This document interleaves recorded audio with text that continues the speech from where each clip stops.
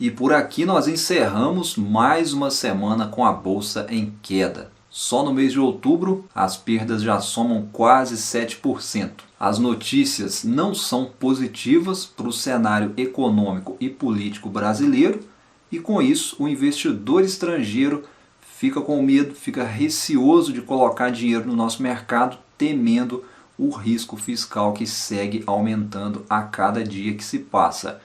E como se não bastasse, além disso nós temos também o investidor local com medo, cismado por todas essas questões que a gente está vendo acontecer, inclusive observando a taxa de juros se elevando, aumentando a cada reunião do Copom, o que faz com que esse investidor local comece a enxergar a renda fixa como uma opção mais segura nesse momento de adversidade. Isso é negativo para a bolsa e o resultado disso são as ações em queda, o Ibovespa em queda e nós seguimos por aqui atentos aos resultados trimestrais das empresas.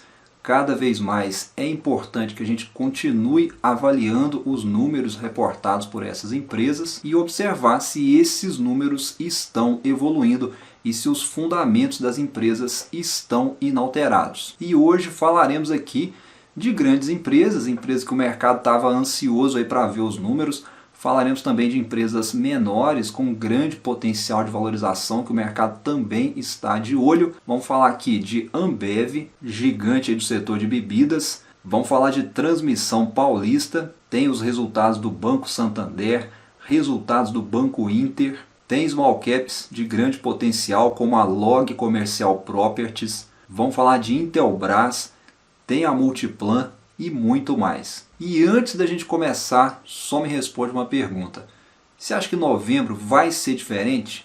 Ou você acredita que o mês de novembro a bolsa segue em queda? E vamos começar falando aqui de Transmissão Paulista. A empresa divulgou seus números essa semana e inclusive vai pagar um bom dividendo para o acionista. Vamos aos números então? A receita líquida da Transmissão Paulista atingiu 758,4 milhões, foi uma redução de 7,7% na comparação anual e no acumulado de 9 meses o recuo foi de 21,3% na comparação com o mesmo período em 2020, totalizando 2,4 bilhões em 2021. O lucro líquido ajustado apresentou uma contração de 48% na comparação anual, registrando 212,4 milhões para o terceiro trimestre de 2021 e no acumulado de 9 meses a soma foi de 909,6 milhões, uma alta de 33% em relação ao mesmo período em 2020. O EBITDA ajustado também registrou queda em relação ao seu resultado do terceiro trimestre de 2020, com um recuo de 12,7%, totalizando 592,6 milhões no período. A margem EBITDA ajustada do terceiro trimestre de 2021 também recuou em 6,5 pontos percentuais no ano contra ano,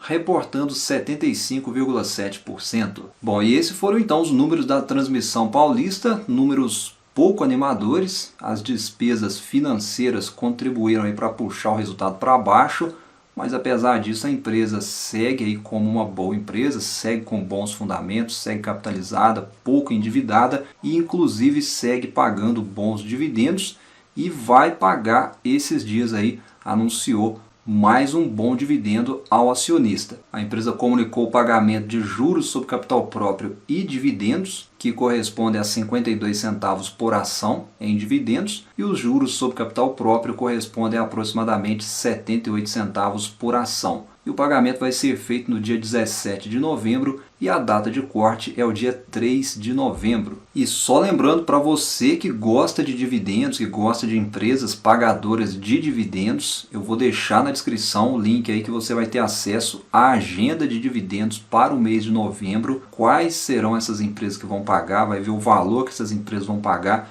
vai ver as datas importantes, né, que você precisa estar ligado para que você saiba aí até quando que você vai ter direito aos dividendos.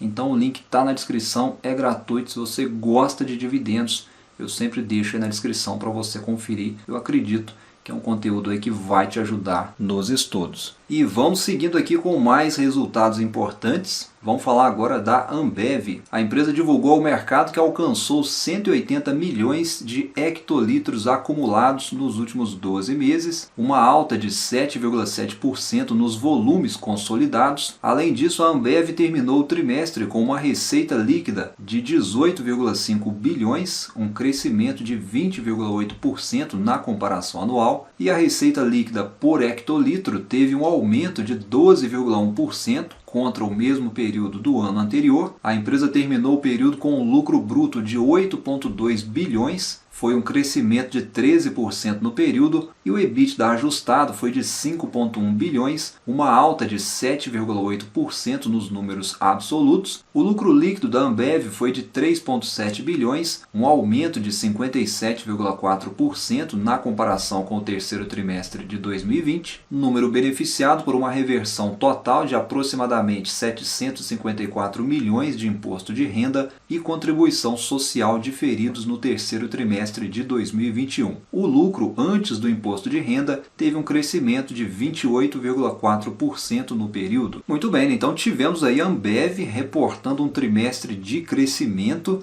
a empresa que vinha nos últimos anos perdendo market share, porém com esses números reportados agora no terceiro trimestre, ficou claro aí que ela vem ganhando terreno novamente, onde nós observamos aí nos números um crescimento orgânico de mais de 20%, o que aponta que a empresa segue muito bem aceita pelo consumidor e, obviamente, ela não está parada, a empresa vem fazendo parcerias para atingir mais clientes. E o mercado aprovou por unanimidade os bons resultados do terceiro trimestre da Ambev, e as ações responderam muitíssimo bem, disparando inclusive, fechando a semana com alta de mais de 13%. Bom, e nós vamos seguindo aqui falando dos resultados trimestrais, nós vamos falar agora do Banco Inter. Eu só quero lembrar você que no meio da semana a gente fez aí um vídeo trazendo outros números trimestrais de destaque que o mercado estava aguardando muito, que foi os números aí da Gerdau e os números também da WEG. E aí eu comentei outras empresas que também trouxeram bons resultados e fiz um vídeo aí falando de ações dolarizadas, de ações de empresas que estão expostas ao câmbio e ao dólar, ou seja, empresas que se beneficiam com a desvalorização do real e com a alta do dólar. Então o vídeo ficou bem interessante, eu vou deixar no card passando para vocês aí.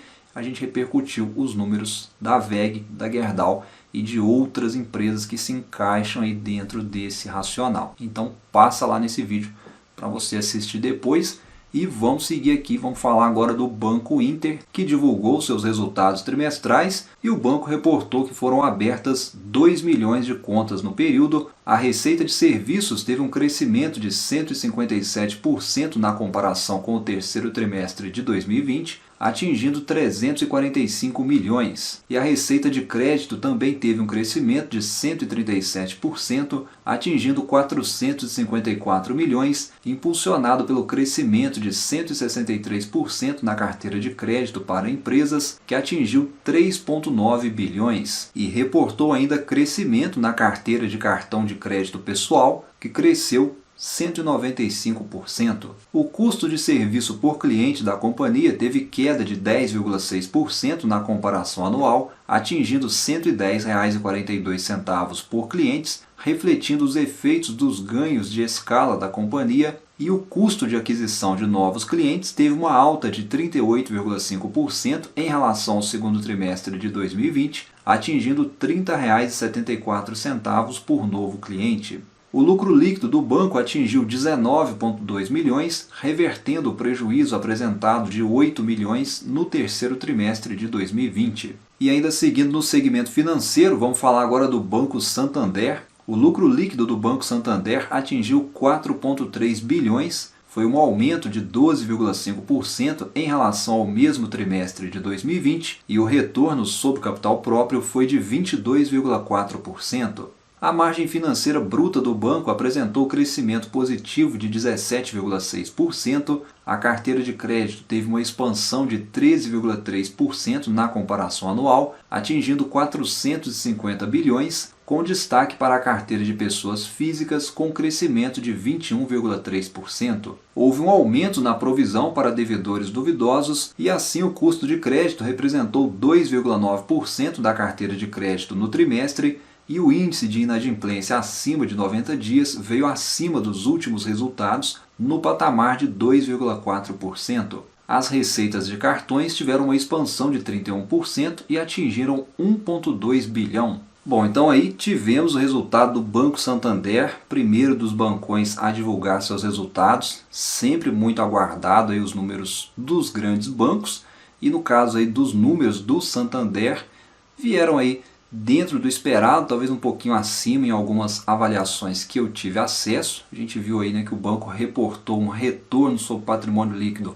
recorde, né, em termos aí de margem. Foi reportado um ROI de mais de 22%. O Banco Santander que vem melhorando cada vez mais as suas operações digitais, melhorando o seu operacional, e inclusive é mais um das grandes empresas que divulgaram recentemente o pagamento de dividendos. No caso do Santander, o banco divulgou o pagamento de 3 bilhões em dividendos, vai dar algo em torno aí de 38 centavos por ação ordinária, 42 centavos por ação preferencial e cerca de 80 centavos por ação unit. E segundo o comunicado ao mercado, a data de corte é o dia 4 de novembro e o pagamento vai ser feito a partir do dia 3 de dezembro. E agora mais um segmento muito aguardado, o setor de shopping center, que sofreu muito na pandemia e anseia pela retomada. Vamos falar agora aqui dos números da Multiplan. Os shopping centers da Multiplan operaram em 98,7% no horário normal no terceiro trimestre de 2021, contra 72,3% no segundo trimestre de 2021. A venda dos lojistas nos shoppings atingiu 3,7 bilhões no terceiro trimestre, equivalente a 98,3% no terceiro trimestre de 2019 e 168,3% no terceiro trimestre de 2020. O fluxo de veículos no terceiro trimestre de 2021 já atingiu 80,4% dos níveis do terceiro trimestre de 2019. O portfólio de shopping centers da Multiplan apresentou uma taxa de ocupação média de 95,2% no trimestre, foi um aumento de 66 pontos base em relação ao trimestre anterior, que estava em 94,6%. A receita bruta totalizou 352 milhões no terceiro trimestre de 2021, uma redução de 2,5%, e a receita total de locação totalizou 302 milhões no trimestre, 13% acima do terceiro trimestre de 2019. O resultado operacional líquido foi de 287 milhões, 3,5% inferior ao terceiro trimestre de 2019 e com margem de 88% contra 89,4% no terceiro trimestre de 2019. O EBITDA ajustado foi de 216 milhões e o lucro líquido foi de 99 milhões, 18% abaixo dos 121 milhões do terceiro trimestre de 2019, em função da maior provisão para imposto de renda e contribuição social. Bom, então aí foram alguns números, alguns destaques da Multiplan. Vocês viram aí que foi um comparativo até com alguns números do terceiro trimestre lá de 2019, antes da pandemia. Então a gente pôde ver que em algumas linhas aí os números já se equipararam ou até já superaram aí os números antes do Covid-19. E isso, obviamente, é um bom sinal porque mostra para nós a efetividade das vacinas e as pessoas já começam aí a frequentar de forma mais natural os ambientes que até então estavam restritos por causa da pandemia. Portanto, é um resultado animador da Multiplan, sem dúvida. Bom, e seguindo com os resultados trimestrais, agora vamos falar de Log Commercial Properties. A companhia apresentou uma receita líquida de 37 milhões, foi uma alta de 2,4% no ano contra ano, e no acumulado de 9 meses a alta foi de 5,3% na comparação com o mesmo período em 2020, totalizando 110,7 milhões em 2021. Em relação ao seu EBITDA ajustado, considerando apenas a atividade de locação, houve uma melhora em relação ao seu resultado do terceiro trimestre de 2020, com uma alta de 7,1%, registrando um valor de 29,2 milhões para o período. A margem EBITDA para a atividade de locação avançou em 4,4 pontos percentuais no ano contra ano, reportando 78,9% no terceiro trimestre. A geração bruta de caixa para a atividade de locação apresentou 31,1 milhões para o período, foi uma alta de 33,5% no ano contra ano, e o lucro líquido para a atividade de locação apresentou um avanço de 33,7% na comparação anual, registrando 30,9 milhões para o terceiro trimestre. Já no acumulado de 9 meses, o montante foi de 86,6 milhões, foi uma alta de 36,9%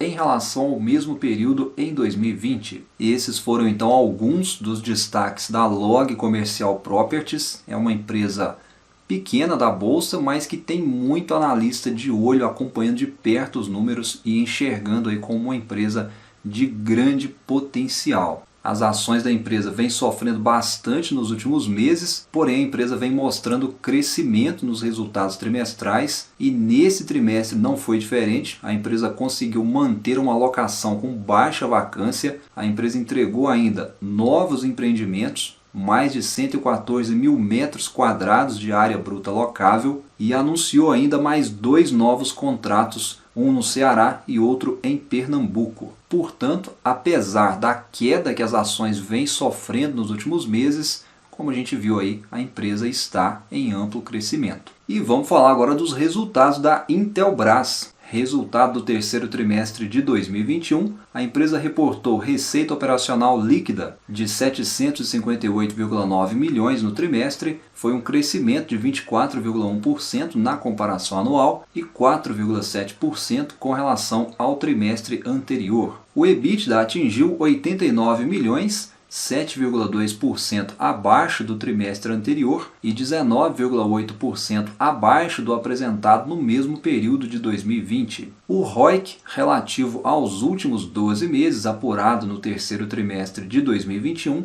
foi de 31,6%. O lucro líquido da Intelbras atingiu 88,3 milhões no trimestre, representando um crescimento de 3,6% em relação ao realizado no trimestre anterior e uma redução de 6,5% na comparação anual. Bom, e se você ficou comigo até aqui, não esquece de se inscrever aí no meu canal e ativar as notificações para você não perder os próximos vídeos.